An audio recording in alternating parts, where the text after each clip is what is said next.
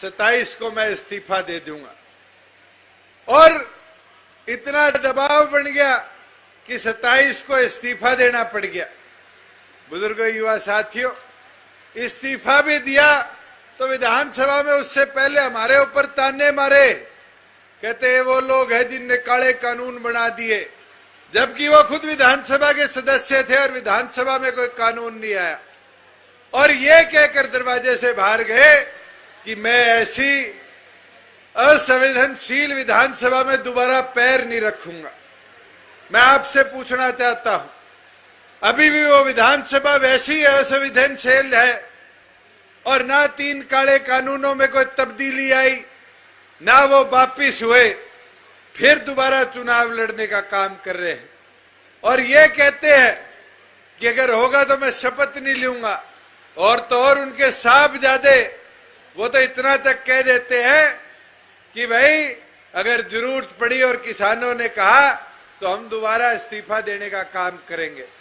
बुजुर्गों, युवा साथियों, इस्तीफा देना बड़ा आसान है, मगर जनता के बीच में रहकर जनता की सेवा करना बड़ा मुश्किल है। आप उठाकर भिवानी देख लो, डॉक्टर अजय सिंह चौटाला सांसद थे, आज जेल में क्यों है? क्योंकि 700 युवा साथियों को आज जेबीटी में भर्ती किया। आपके यहां उठाकर देखो, आज पानी की जो पीने के पानी की समस्या थी ना उसमें इजाफा हो पाए। आज जो सेम का इलाका है, पिछले 1.5 साल में तो हमने लगकर कोई व्यवस्था बनाई, नहीं तो 15 साल में कभी उसके लिए एक बार विधानसभा में बात नहीं करी। तेल तक पानी पहुंचाने की बात हो, उसके अंदर कभी कोई कदम उठाया नहीं गया। मैं तो आपसे एक चीज पूछना चाहूंगा कि ऐसा नुमाइंदा बनाकर भेजा जिसने कभी जनता की ना सुनी और केवल मात्र अपनी मर्जी से अपने लालच के लिए कदम उठाने का काम किया। आज आपके पास एक ऐसा उम्मीदवार हमारी तरफ से है जो आपके बीच में भी रहेगा, आपसे मिलेगा जुलेगा, और भाई एक चीज इलाहाबाद की खास है, डांटेगा भी नहीं, शुद्ध आदमी है। मैं आपको इतना बोल सकता हूं, रात ने हाथ पकड़ लियो तो हट जा, भाग जा, वो कौन है, ये चीज आपको सुननी नहीं पड़ेगी। और आपके विकास के लिए मैं तो गोविंद जी से पहले कह दूं, ये मत सोचियो गोविंद जी चुनाव लड़े, वो सोच लो कि चुनाव दुष्यंत लड़े, काम करानो मेरी जिम्मेवारी, तारे बीच में रहकर काम कराने की जिम्मेवारी कीगी मेरी है। मगर अब अगले 100 घंटे दिन रात एक कर काम करने की जिम्मेवारी कीगी अब थारी है। थे दुष्यंत बन जाओ और एक एक वोट गोविंद जी के पक्ष में दिलाने को काम करो। मैं तो ताने इतना ही कह सकूं कि अब समय कम बचा है। कोई रुष्ट है, कोई आज प्रताड़ित दूर बैठा है, उसको जोड़ने का काम करो और जोड़कर अपने इस उम्मीदवार को ताकत देने का काम करो। मेरी तो आपसे यही विनती प्रार्थना है कि अब समय बदलाव का है, इस क्षेत्र के उन्नति का है। जैसे नायब सैनी जी कह रहे थे कि हमने 1.5 लाख किसानों के खाते में, साथियों अपने पड़ोस में कुछ ही किलोमीटर दूर राजस्थान है, सरसों राजस्थान में भी, हरियाणा में भी।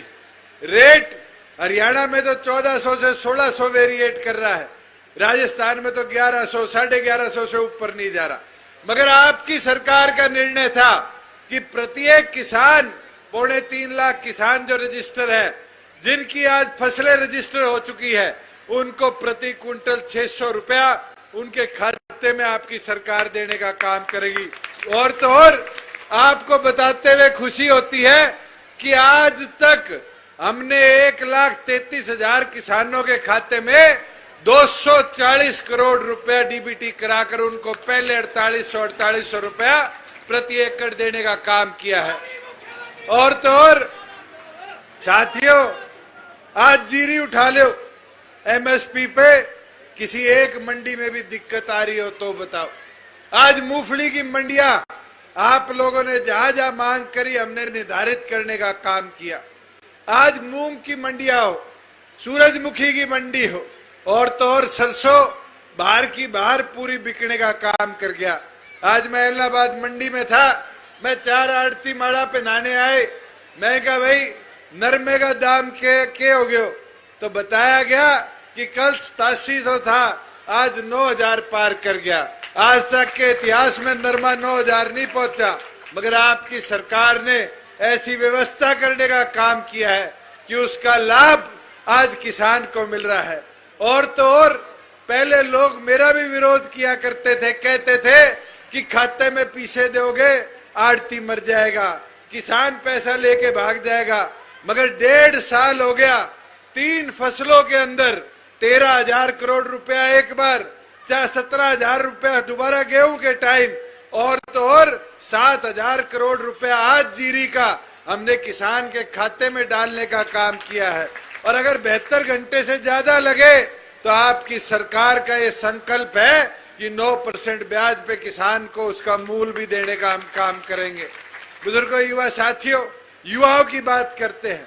मैं तो याद करता हूं वो दिन जब विधानसभा में 75% की बात हम लेकर आए थे और लोग कहते थे ये तो जुमला बना दिया, कैसे लागू होगा। हमारी सरकार ने इसको पूरी तौर पर लागू करने का काम किया और तो और लागू कर आज गवर्नर साहब से अप्रूव कराकर इस 5 तारीख को जब आचार संहिता हटेगी तो इस प्रदेश में 75% हर प्राइवेट रोजगार में आपकी सरकार लागू करने का काम करेगी। मैं तो आपको ये विश्वास दिलाता हूँ, शीला जी जैसे कह रही थी, मेरी माताएं बहनें बैठी है, चाहे डिपो राशन डिपुओं में इनकी हिस्सेदारी सुनिश्चित करने की बात हो और तो और पंचायती राज के अंदर इनको बराबर 50% हिस्सा देने की बात हो, बैकवर्ड के साथियों को 8% हिस्सा देने की बात हो, अगर ये सपना कोई पूरा डॉक्टर जय सिंह चौटाला का कर पाया तो आपकी गठबंधन सरकार कर पाए। और इसलिए आपसे आग्रह करता हूं, विनती करता हूं कि अब मौका है, ये जो भय और डर इस हल्के के अंदर है इसको निकाल कर अपने हल्के के विकास के लिए एक एक वोट अपना आगामी 30 तारीख को कमल का बटन दबाकर गठबंधन के संयुक्त उम्मीदवार भाई गोविंद कांडा जी के पक्ष में डालने का काम करें। मैं तो यही विनती करना चाहूंगा। और एक चीज, क्योंकि तरकावाली मेरा अपना गांव है, आप सबकी जिम्मेवारी है, एक बार हाथ उठा के बता दो, जिताओगे एक तरफा ही बारी तरकाली हूं, बता दो, जोर हूं, गड़ो भी खाली कर लियो, कई दिन हो गया, जिताओगा, जिता दोगे।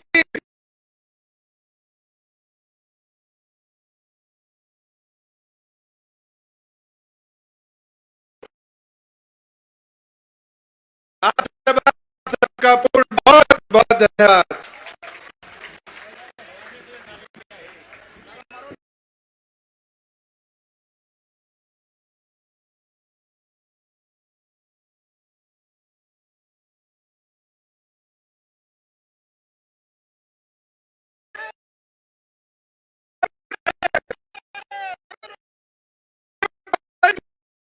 जिंदाबाद।